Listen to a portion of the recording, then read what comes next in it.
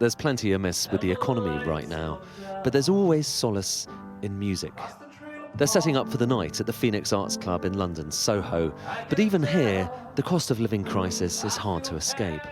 The costs are just rising and rising. We work with several suppliers across food and beverage, across electricity, gas, all of the standard utilities that everyone pays, really.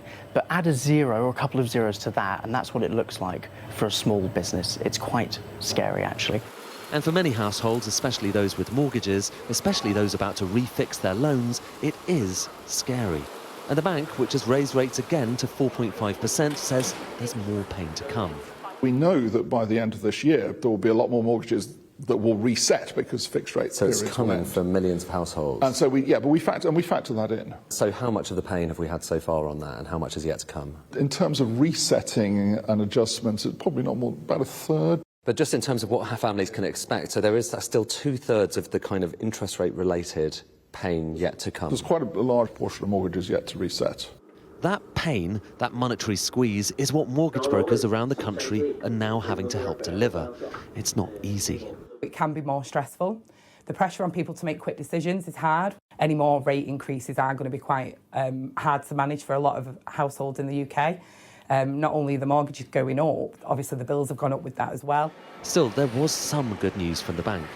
Now, surprising as it might sound given the economic climate, the bank has just delivered the biggest upgrade to their economic growth forecast that they have ever seen. The issue is they are starting from such a miserable place that where they are now is basically just about flatlining.